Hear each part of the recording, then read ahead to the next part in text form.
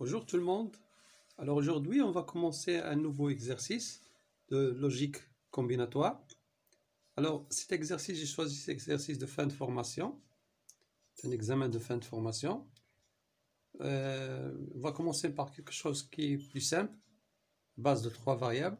Comme vous voyez, c'est la deuxième partie, partie 2. Donc on désire réaliser un circuit logique qui permet d'actionner une signalisation Y. Donc, fonction de l'état des variables x1, x2, x3, suivant la situation suivante. Donc, on nous a montré un circuit dont les entrées sont x1, x2, x3, circuit logique, et la sortie c'est y. Donc, y égale à 1 pour les combinaisons suivantes, comme vous voyez dans l'exercice. D'accord? 2, x1, x2, x3, donc 0, 0, voilà. La première condition, c'est que y sera égal à 1 si, par exemple, x1, x2, x3 sont égales à 0, 0, 0. Deuxième, c'est 0, 0, 1. La troisième, c'est 0, 1, 1. La quatrième, c'est 1, 1, 0. Et la cinquième combinaison, c'est 1, 0, 1. Et enfin, et à la fin, la sixième combinaison, c'est 1, 1, 1. Alors, travail demandé. Premièrement, dresser la table de vérité de S. S, c'est-à-dire Y. La sortie, c'est-à-dire c'est Y. Deuxièmement, trouver l'expression simplifiée de la fonction logique S en utilisant le tableau de Carnot. D'accord? Troisièmement, donner le schéma électrique de câblage pour réaliser la fonction simplifiée de S avec des portes non et ou en utilisant les circuits 7404, 7408 et 7432. Simuler la sortie par une LED. Quatrièmement, montrer ou la monter le circuit logique sur une plaque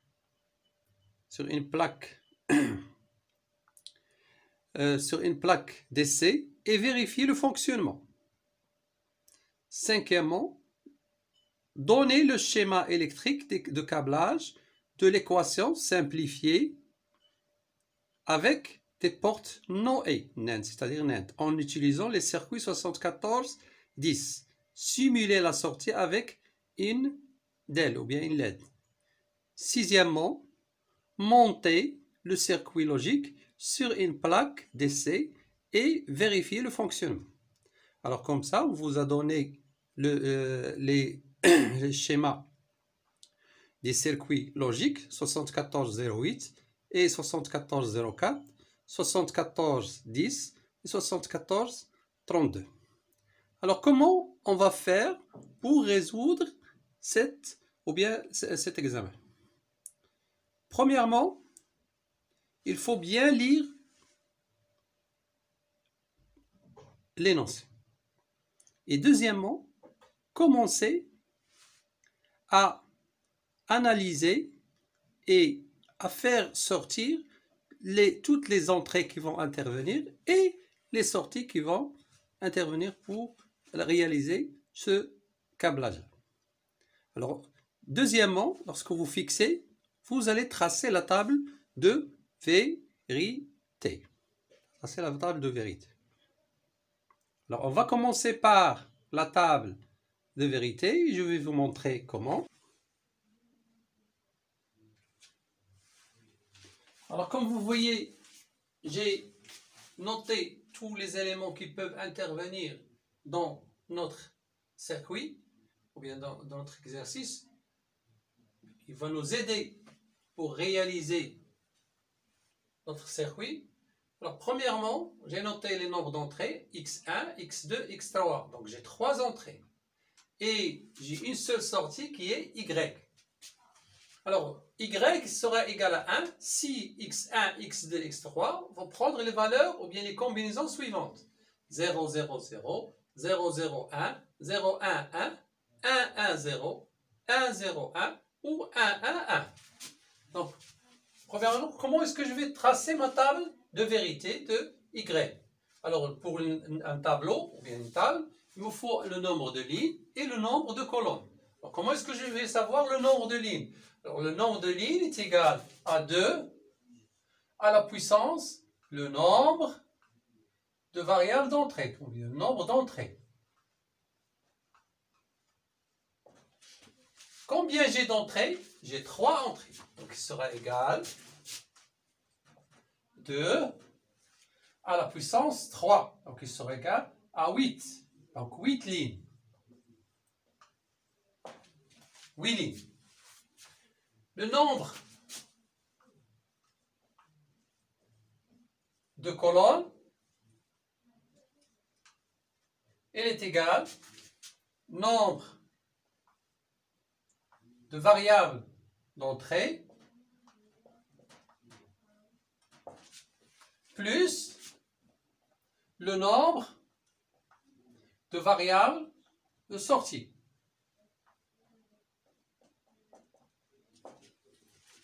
Donc j'ai 3 entrées et une seule sortie. Donc 3 plus 1, donc il sera égal à 4.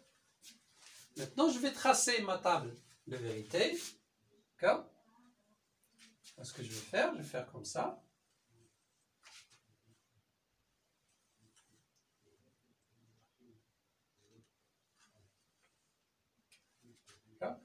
Donc j'ai 4 colonnes. Je fais mes 4 colonnes. Toujours je choisis la méthode de la division par 2. Ça me facilite même dans le brouillon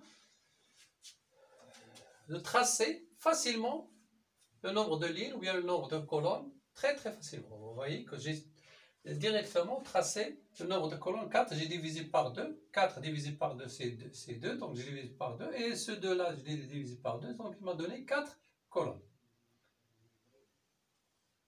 Là, je vais tracer une seule ligne. Dans cette ligne, je vais poser mes variables qui sont d'entrée et de sortie. Les entrées sont x1, x2, x3. Et la sortie, c'est y1. Maintenant, je vais tracer mes 8 lignes. Donc, toujours, je vais diviser par 2. D'accord? Et cette moitié-là aussi, je vais la diviser par 2. Pour que je puisse avoir dans chaque côté 4 lignes bien tracées.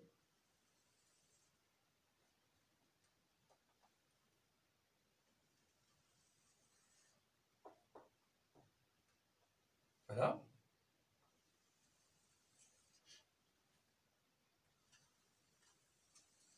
Comme ça, vous voyez bien que j'ai bien tracé mes 8 lignes. 1, la deuxième ligne, troisième ligne, quatrième ligne, 5, 6, 7, 8. Donc voilà le nombre de lignes que j'ai fixé tout à l'heure. Maintenant, comment est-ce que je vais remplir ça? Je vais prendre le fameux 8 et je vais le diviser par 2. Ça va me donner 4. Donc je vais poser 4 zéros. 1, 2, 3, 4. Et 4, 1. La première colonne. 1, 2, 3, 4. Bon, si ce 4-là, je vais le diviser par 2, ça va me donner 2. Donc la deuxième colonne, à partir 2 par 2. Donc 2, 0 et 2, 1. 2, 0, 2, 1. Ce 2-là aussi, je vais le diviser par 2, ça va me donner 1. Donc la troisième colonne, on va dire 1, 0, 1, 1. Donc je vais mettre 1, 0, 1, 0, 1, 0, 1, 0 et 1. Et maintenant, je vois bien que j'ai bien rempli toutes les combinaisons possibles pour x1, x2 et x3, sans perdre beaucoup de temps. Maintenant, je vais passer à y. Parce que je vais revenir aux conditions. Donc, les premières conditions sont 0, 0, 0. Donc, vous voyez 0, 0, 0. Voilà, 0, 0, 0. Et je vais mettre un 1. L'autre, 0, 0, 1. Voilà, 0, 0, 1. Et je vais mettre aussi un 1. Ou bien marquer ce que vous avez déjà inscrit dans le tableau pour ne pas le refaire deux fois ou bien pour ne pas vous perdre. Le troisième, c'est 0, 1, 1. Voilà, 0, 1, 1. Et je vais mettre un 1. La quatrième, c'est 1, 1, 0. Voilà, 1, 1, 0. Et je vais mettre le 1. La cinquième, c'est 1, 0, 1. 1, 0, 1. Voilà, je vais mettre un 1. La sixième, c'est 1, 1, 1. Donc 1, 1, 1. Donc je vais avoir 1, 2, 3, 4, 5, 6 combinaisons. Donc je dois avoir 6 1. 1, 2, 3, 4, 5, 6. Et c'est mieux de vérifier. Et les autres, je vais mettre des 0. C'est mieux de revérifier. Donc 0, 0, 0, c'est 1, 0, 0, 0, 1. 0, 0, 1. 0, 0, 1, c'est 1. 0, 1, 1. Voilà. 0, 1, 1. Voilà. 0, 1, 1, 1. D'accord. 1, 1, 0. 1, 1, 0. 1. C'est bon. 1, 0, 1. 1, 0, 1. C'est bon. Et 1, 1, 1. Donc 1, 1, 1. C'est bon. Je vais voir si tous mes 1 sont marqués. Oui, c'est bon. 1 marqué, marqué, marqué, marqué. C'est bon. Donc, j'ai bien vérifié. Parce que, pourquoi? Parce qu'il faut très très bien, ou bien vérifier avant de plonger dans l'exercice pour corriger la faute au départ. Pas jusqu'à la fin, vous trouvez un résultat qui est faux et recommencer. Les débuts, vous perdez comme ça beaucoup de temps. D'accord? Voilà, c'est ma fameuse table de vérité qui était sur deux points. Voilà, on va prendre pas beaucoup de temps. Maintenant, je vais passer à la deuxième question. Ma deuxième question, on ne nous a pas demandé l'équation de y, mais parfois, on nous demande l'équation de y. Alors, pour faire, ou bien pour faire sortir l'équation de y, donc y sera égal, on va faire comme si nous ont demandé ça, je vais revenir à mes fameux 1 et les transmettre ici. Donc ici, qu'est-ce que j'ai? 0, 0, 0, donc x1 bar, x2 bar, x3 bar, x1 bar et x2 bar et x3 bar, ou mon deuxième 1, c'est 0, 0, 1, donc x1 bar et x2 bar et x3, parce que j'ai ici 1, x3, c'est pour cela que j'ai enlevé le bar, et ma troisième combinaison, c'est 0, 1, 1, donc j'aurai ou x1 bar, x2, x3. Voilà, 0, 1, voilà. Et maintenant, ici, 1, 0, 1, c'est-à-dire x1, x2 bar, x3. Je vais mettre où x1, x2 bar, x3. La cinquième, c'est 1, 1, 0. Donc c'est x1, x2, x1, x2, x3 bar. Parce que le x3 prend ici le 0. Et la cinquième, c'est 1, 1, 1. Donc je vais mettre où x1, x2, x3. Donc j'ai fini l'équation. Par exemple, parfois, on vous demande ça dans les exercices, donc c'est pas mal de la traiter maintenant. On va passer à notre deuxième question. Tableau, ou bien simplification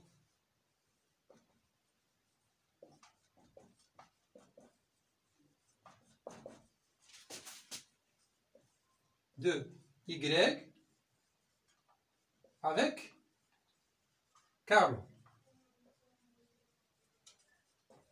Avec Carlo. Alors, maintenant, on va construire notre tableau de Carnot. Le tableau de Carnot il est constitué par un nombre de lignes et de colonnes, mais aussi. Alors, le nombre de lignes et de colonnes, toujours, on divise la fameuse entrée par 2. Ici, si on divise 3 par 2, on aura 2 d'un côté et une variable d'un côté, d'un autre. Donc, le 2, on aura 4 combinaisons possibles.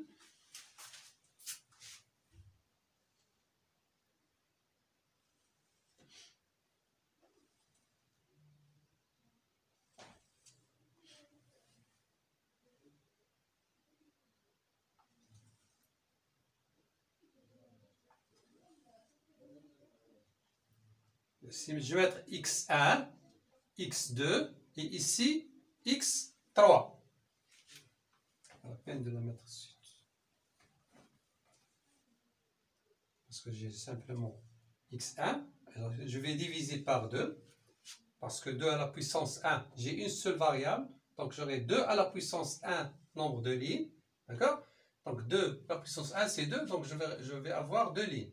Donc 0 et 1. 0 et 1 c'est les combinaisons possibles qu'on peut avoir x3. Donc x3 il peut avoir simplement ou bien 0 ou bien 1. Donc ici j'ai deux variables. Donc le nombre de colonnes qui seront ici c'est 2 à la puissance 2. Donc c'est 4.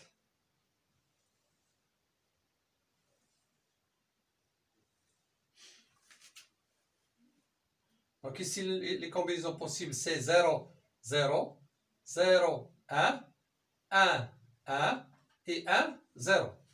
Alors la construction du tableau de Carnot, il vous oblige d'inverser ces deux combinaisons-là, parce que vous aurez mis ici 1, 0 et ici 1, 1, mais le tableau de Carnot, pour bien simplifier l'équation, alors il faut inverser ces deux combinaisons, comme ça qu'on a posé ici. Maintenant, on va remplir ces carreaux-là. Comment on va les remplir? On va les remplir avec une combinaison de 1, ici à partir de la table de vérité. Alors ici, qu'est-ce que j'ai? J'ai mon fameux 1, ici. Alors, 1, c'est 0, 0, 0. Donc, 0, 0, 0. Donc, l'intersection sera dans cette case-là. Donc, je vais mettre ici 1, 1. Le deuxième, c'est 0, 0, 1. Donc, 0, 0, cette colonne avec 1. Je vais mettre 1, 1 ici. Mon troisième 1, c'est 0, 1, 1. Oui, mon 0, 1, voilà, 0, 1 et 1.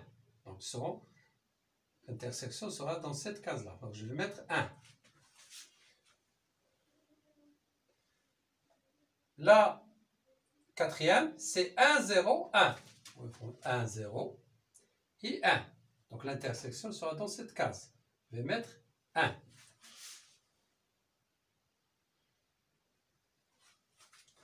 Ici, 1, 1, 0. Donc 1, 1, 0. Donc c'est dans cette case-là. Je vais mettre 1.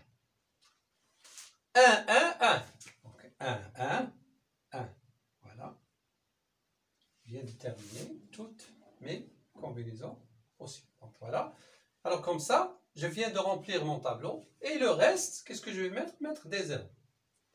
Alors, il vaudrait mieux de commencer par ces zéros-là. Pourquoi? Parce qu'on voit qu'il y a plus de 1 que de 0. Il y a 2 zéros et 5 ou bien 6, 1.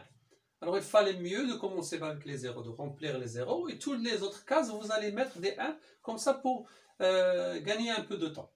Mais c'est mieux de vous montrer comment mettre les 1 dans les cases qui conviennent. Maintenant, je viens de terminer mon tableau de Carnot. Maintenant, je vais passer à comment est-ce que je vais faire pour simplifier cette équation avec le tableau de Carnot. Alors, le tableau de Carnot, il me dit quoi? Il me dit de réaliser des groupements de puissance de 2. Et la première des choses que je vais chercher, c'est le plus grand groupement de puissance de 2 possible. Donc, le plus grand puissance, c'est 2 à la puissance 3, c'est-à-dire, parce que j'ai ici 3 variables, 8. Est-ce que j'ai 8, 1 dans tous les cas? Non. Donc, je vais descendre. 2 à la puissance 2. 2 à la puissance 2, 4. Est-ce que j'ai ici un groupement de 4, 1 qui sont adjacents? D'accord? Ils sont adjacents. Oui, j'ai. Voilà. Où ça? C'est ici. Voilà. On voit bien que tous les 4 1 sont adjacents, donc je vais les regrouper par 4. Donc j'ai groupé par 4, 2 à la puissance 2. Maintenant, je vais passer à 2 à la puissance 1. 2 à la puissance 1, c'est 2. Est-ce qu'il y a des groupements de 1 adjacents 2 par 2? Oui. J'ai un groupement ici et un deuxième ici. Est-ce qu'il me reste un 1 tout seul? Non. Donc j'ai réalisé tous les groupements. Ça y est. Maintenant, je vais faire sortir mon équation. Donc Y, ici, j'ai un groupement par 4. Et 4 à quoi est égal? C'est égal à 2 à la puissance 2. C'est égal à 4. Donc combien de variables je vais éliminer? C'est-à-dire 2 variables de cette puissance-là. 2 variables. 2 à la puissance 2. Donc je vais éliminer 2 variables. Et quelles sont ces variables? Ces variables sont les variables qui ont changé de signe, bien changé de valeur. C'est-à-dire qu'ils étaient dans l'état 0. Et lorsque vous passez de case à case, de ligne à ligne, ils passent de 0 à 1. Ou bien de 1 à 0. Donc je vais vérifier. Alors, maintenant, exemple, ici, x1, il est égal à 0, dans cette case-là. Et dans cette case-là, x1 égale à 0. Mais dans cette case-là, x1 est égal à 1. Donc, il a changé. Il a passé de 0 à 1. Donc, lorsqu'il a changé, donc, il sera éliminé, il ne sera pas comptabilisé. Je vais passer à x2. x2 ici égale à 0. Et x2 ici est égal à quoi? Est égal à 1. Donc, il a changé elle aussi de valeur. Donc, il ne sera pas comptabilisé, il sera éliminé. Et qu'est-ce qu'il me reste? x3.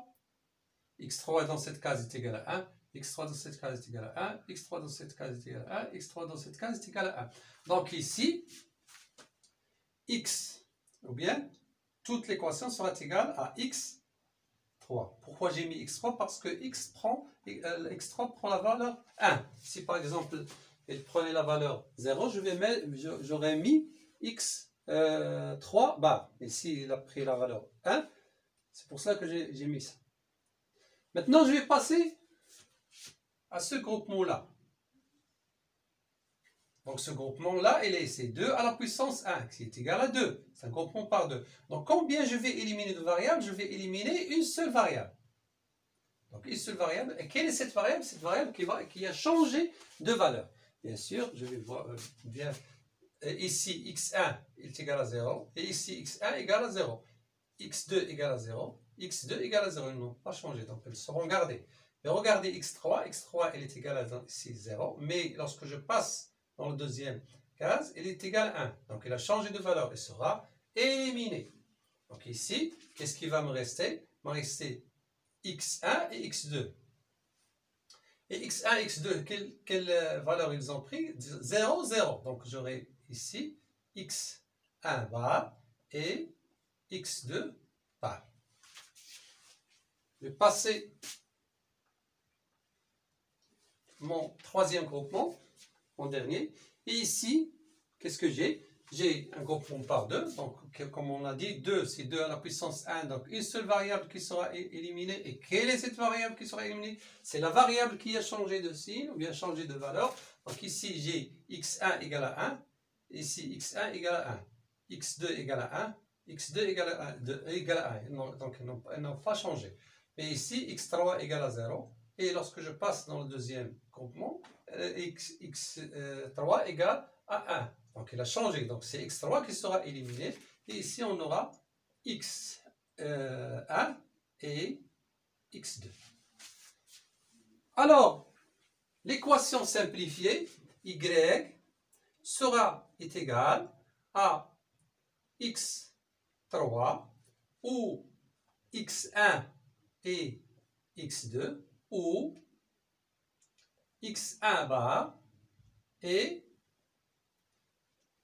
x2 bar.